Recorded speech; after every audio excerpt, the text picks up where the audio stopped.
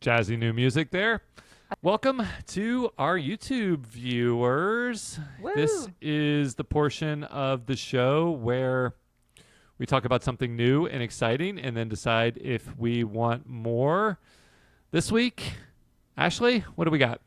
It's What's Inside, a movie on Netflix, not done by Netflix, correct?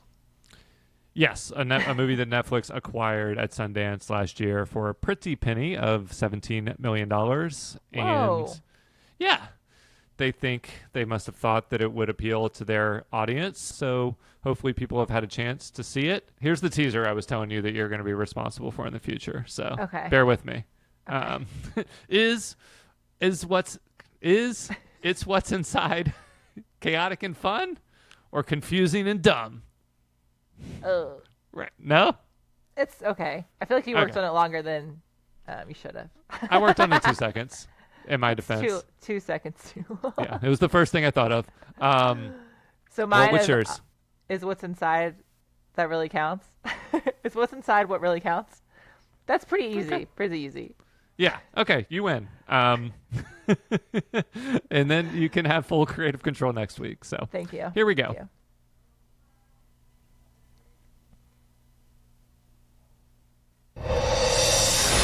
Okay, ready? And those Oh, were God. the last words any of them heard. Dude, what if Horton is like messing with the wires? Deep breath, it's okay.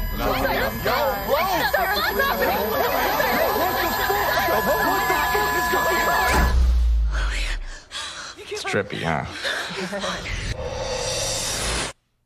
All right. All right. Yeah. So I thought before we give our opinions, we could do a little body swap.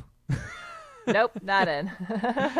We're just gonna mind swap. So I'm gonna give your reaction and you're gonna give my reaction. But let me activate the machine first here. Okay. Ugh. Okay, Whoa. try not to like look past my thoughts for anything other than this movie, if you don't mind. Okay. Okay. Cool. And Well, I won't. I'll do the same. Perfect. Thank you. So yeah, let's keep some boundaries up in our heads here. Okay. All right, Drew, do you want to go first? Sure. You don't have to talk like me. I know, but it's just funnier. I don't know what your opinion's gonna be. Yeah, on I this didn't prep movie. you for this. I didn't think about it either. Okay, So- perfect. I think you're gonna say something along the lines of, "It was a clever idea, but not executed well." Okay. Okay. What am I gonna say? Yeah, you're such a wild card. I actually that's one of the Perfect. reasons I like doing this is you pretty much always surprise me. So with that in mind, I'm gonna say you loved it. You thought that the characters were dumb and annoying, but like we'll talk about the ending. But I think you enjoyed the ride. Can we swap back? Yeah, let me swap us back real quick. Okay. Was I right on your review? Yeah, I'd say you're 75% accurate. Okay. I'd say you're like 20% accurate. I know, as I was saying it, I regretted it immediately. I couldn't, I don't think the machine fully worked. I don't know. How did you explain the gimmick, the concept of the movie? Classic body swap. 8 friends. One estranged friend that brings a suitcase who loves games that he's been working on apparently for years, and they can swap bodies, keep the same consciousness. And it's kind of like a high, like a body high or brain Yeah. high, I guess. And so they try for the first time, they're all freaked out, and they're like, let's do it again. And it just keeps happening for like longer periods of time. And then some crazy shit happens, and 2 people fall off a balcony and die. And so other people can't swap back into their own bodies, which was interesting. That was a cool Yeah. little twist. But I thought this was going to be a horror movie. So from the get, I was pretty bummed. So I thought it was this going to get is, scary, and it never like got scary, or like it's just an interesting concept.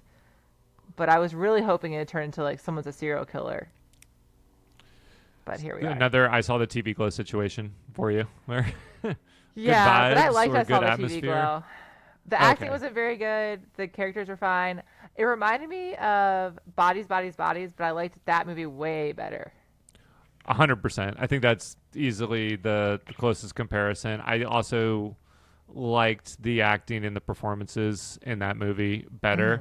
Yep. The only thing I would say I liked more in this was some of the editing and like Yeah. stylistic choices. I thought love when the switching between colors. Is that what you're talking about? yeah, that's one of the things. The director said that he was inspired by Suspiria, the original, Oh, which yeah. is one of my favorite movies. It's just like all blown out in reds and greens and blues. So I liked the overly stylized lighting, although it didn't feel like a real house or real location. Yeah. Which is okay, but not in a fun way like Suspiria. I don't know. It's hard to fake, I guess, kind of like the set design of the 70s versus the set design Right. And it felt kind of like now. a music video. Yeah. So the what's the nerd's name? Forbes. Forbes. Yeah, so Forbes' introduction and his backstory, that's kind of one of the first big montage, like cinematic. That was cool.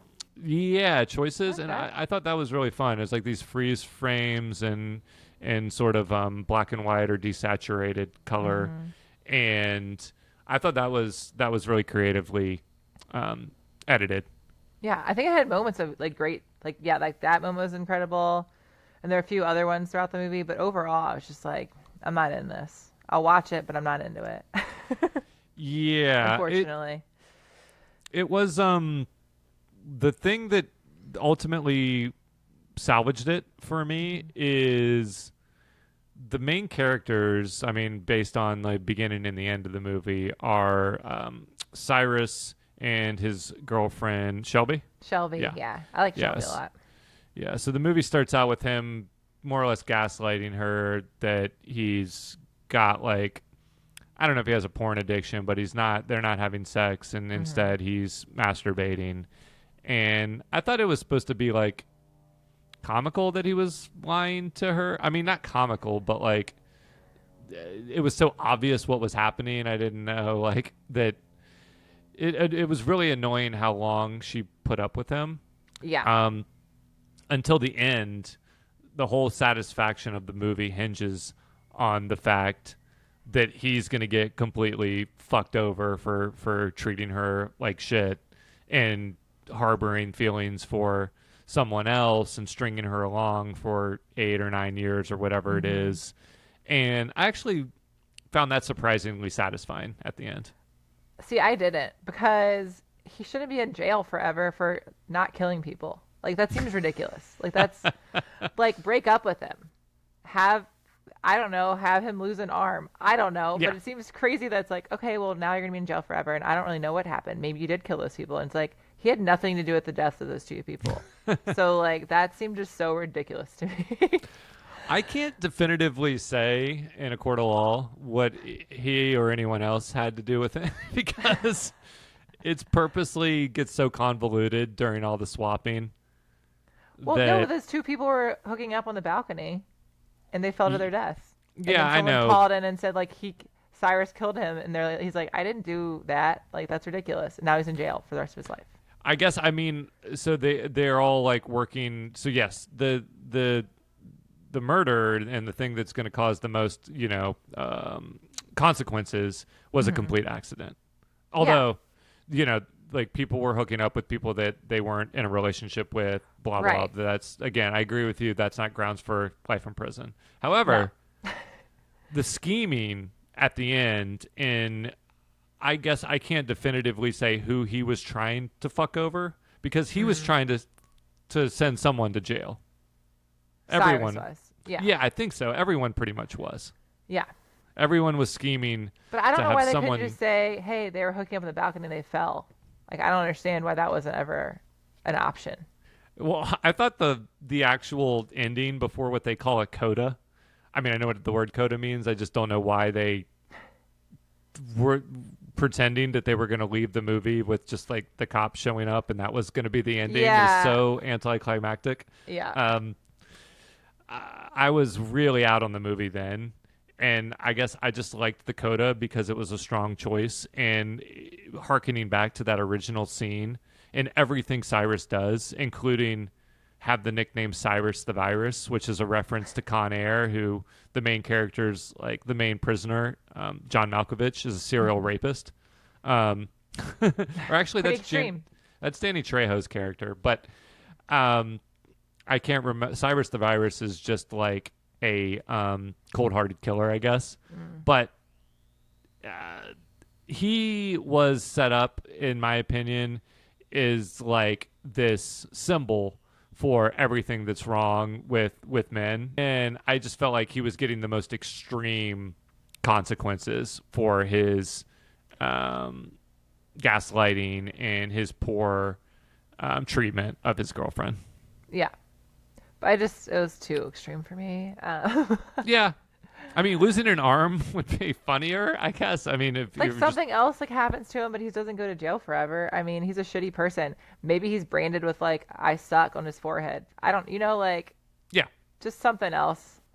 That ending or that part was like not satisfying for me. Although it seems satisfying for Shelby. But if I dated someone for 8 years and then I put them in jail for life for something they didn't do, I'd be like, that's not cool. Like, Yeah. In this, she was pretty cool with it.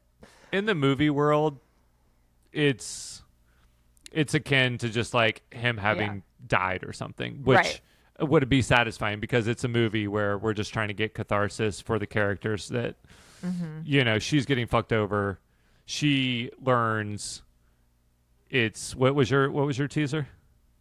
It's what's inside that what really counts. That really counts.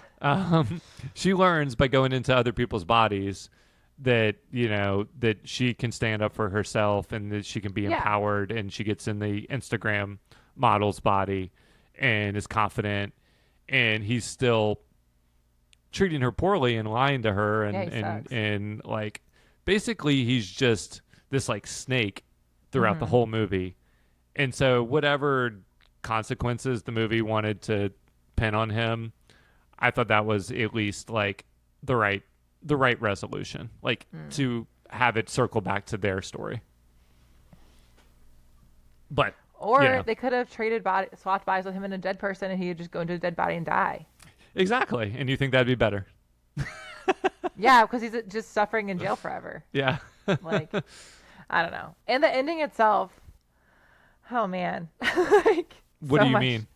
Which well, part? because then you're like, well, who's stuck in this body? And then the sister comes into play with the brother. It's just a lot going on.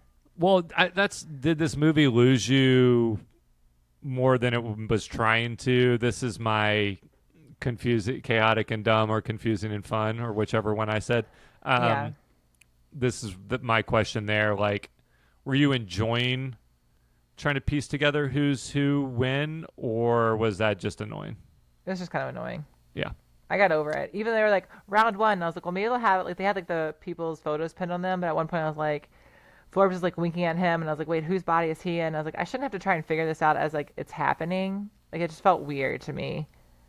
And yeah, I don't know. And then at the end, and they're like, oh, actually, I'm stuck in this body forever.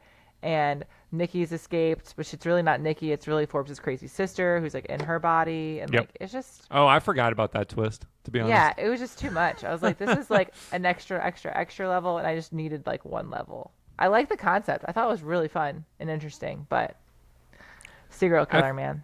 I think you're onto something that this was a body swap movie on steroids, but the actual effect, maybe from a performance standpoint, from a writing standpoint, maybe just from a conceptual standpoint, was that you actually didn't get the clarity and the satisfaction of watching The Rock go into someone else's body, go into Kevin Hart's body, or whatever happens in Jumanji. And it's like, you're picturing The Rock in this diminutive body, and it's like funny. And it's like, in this, you lose track. The characters are defined superficially, but it was like, okay, now Shelby's just in the hot girl's body, or like there were too many different swaps happening at once. Right.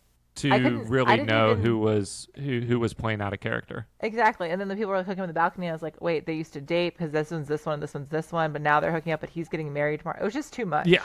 It's too much. Yeah, exactly. It was just too. And I thought at one point after they did the first like swap, I was like, well, maybe I'll get the hang of it. And I was like, I don't have the hang of this. It's too many people. Maybe it was like Okay. 4 people. I can do it. 8, not so much. Yeah. Okay. Well, we all have our limits with body swap.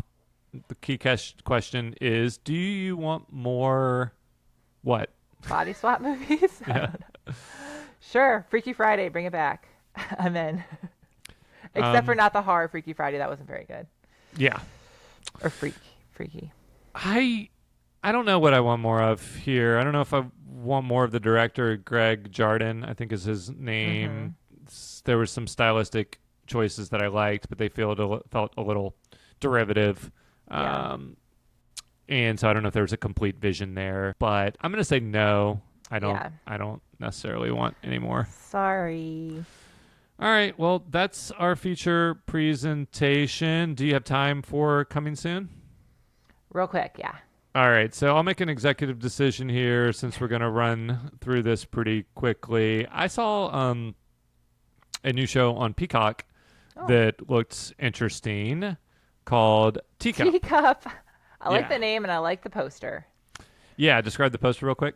It's a deranged guy in a mask. Gas A mask? type of gas mask. Yeah. Yeah, I'm in. I think there's a storm. There's a kid that's in peril. I don't know too much. It's going to be coming. It came out October 10th on Peacock, and they're going to be releasing 2 episodes from then through Halloween. So I thought that'd be fun Perfect. if we end up wanting to keep watching it. So Teacup next week. I'm in. And until then, Ashley, That's a swap. good job. If you want to subscribe to the podcast, I forgot to say, then search New Release on Spotify or Apple or any other podcast platform. Bye. Later.